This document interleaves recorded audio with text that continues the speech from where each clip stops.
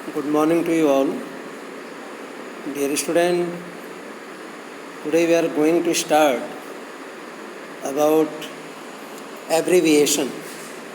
Abbreviation means संक्षिप्त रूप, means कोई भी डिटेल्स मीनिंग का जो शॉर्ट फॉर्म होगा उसको हम एब्रीविएशंस कहेंगे. In your books on page number 27 given, read the following abbreviations and write their full form. तो इस शॉर्ट फॉर्म को जो संक्षिप्त रूप है जिसको एब्रीविएशन कहते हैं इसका फुल फॉर्म राइट करना है.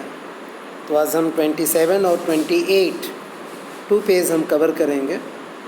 First one is abbreviation given RX which related with the medical term, and the full form of RX is prescriptions.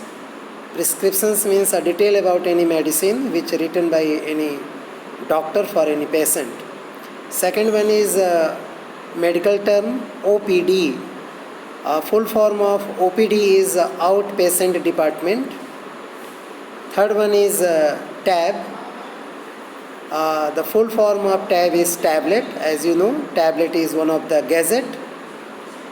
Fourth is OT. The full form of, in medical term, OT is operation theatre. And last one is ICU. Full form of ICU is intensive care unit. Now, next one is some terms related with medicine.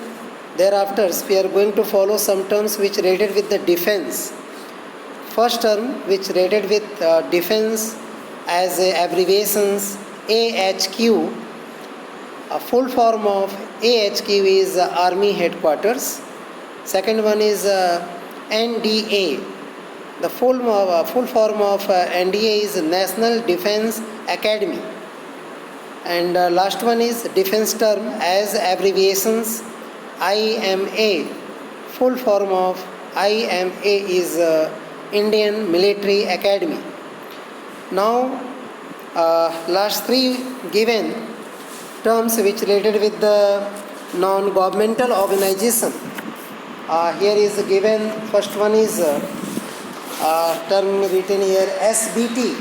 SBT full form is Salam Bank Trust, which one is the non-governmental organizations, जिसे हम हिंदी में स्वयं सेवी संगठन भी कहते हैं, जो लोगों की सहायता के लिए बनाए जाते हैं.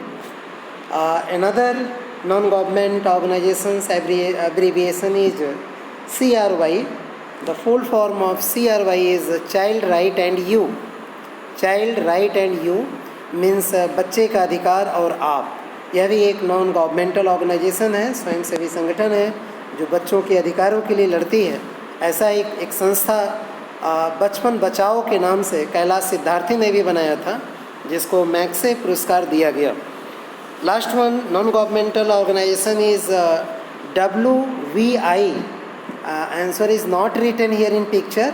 You can write with the help of your answer key which given on the page number 69. Full form of WVI is World Vision India. Remember it, World Vision India. Now we are going to follow next page which related with the weather report. Means these all terms are related with the weather report which we receive through the media. Here is written, read carefully the given statement related to weather. Means जितने भी statement हैं, statement means कथन हो जाएगा. तो जो statement है, जो कथन है, इसको आप सावधानी से पढ़ेंगे. This all statement are related with the weather. ये आपका मौसम से जुड़ा हुआ है. Write a term for each in the space provided.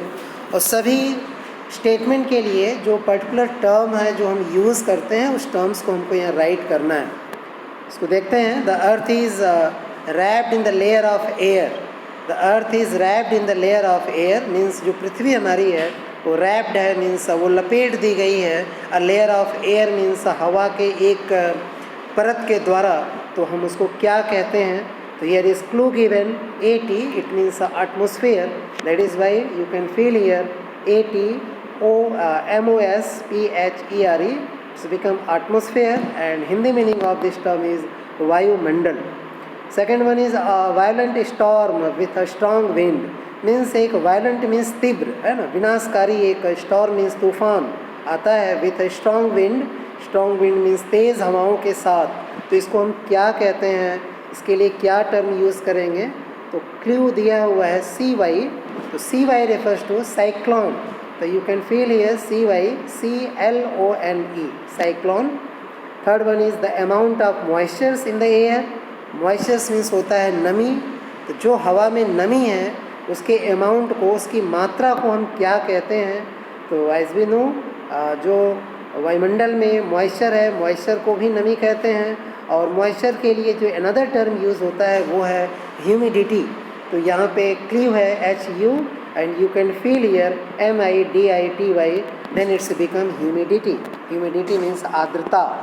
Next one is given here little drops of water. Means जल की जो छोटी छोटी बूंदें होती हैं, specially during the winter season, जाड़े के समय में, found on the leaves and flowers in the morning. Means early morning हम पत्तियों पे देखते हैं, फूलों पे देखते हैं कि वो जल की छोटी छोटी बूंदें पड़ी होती हैं. तो हम उन्हें क्या कहते हैं, तो जैसा कि आप जानते हैं उसको आप लोग ओस कहते हैं और उसकी इंग्लिश मीनिंग होती है ड्यू. तो here is given clue DE. तो you can right here W and then its form dew. Dew means ओस, ओस की बूंदें. Now fifth question is given here as a statement. An instrument that measures the amount of rainfall.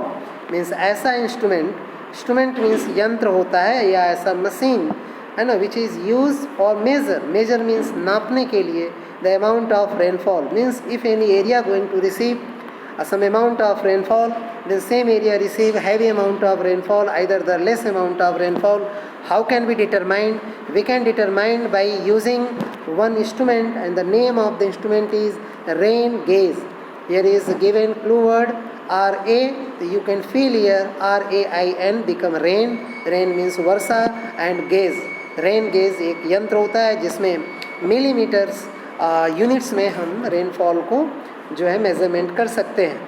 Now second last the study of weather condition. अब weather condition की study को जो science की branch study करती है, उस branch का नाम क्या है, तो name of the branch of science which study about the weather conditions. विज्ञान की वो शाखा जो वेदर की कंडीशंस को, मौसम की स्थितियों का जो अध्ययन करती है, तो same department is known as meteorology. Meteorology. तो यहाँ आप एक क्लू दिया हुआ है ME. You can feel here ME, there after TEO, meteo, RO, meteoro, then LOGY, logy. तो मीटियोरोलॉजी मीन्स मौसम विज्ञान. Now last one is the cloud at ground level. जो ज़मीन के स्तर से जुड़ा हुआ बादल का जो एक हिस्सा होता है उसको हम क्या कहते हैं, तो क्लू यहाँ पे दिया हुआ है F. Then it means fog. Fog means कोहरा, जो एक क्लाउड का ही पार्ट है. तो I hope you have better understanding regarding this topic and fill in your book after watching this video. Thank you.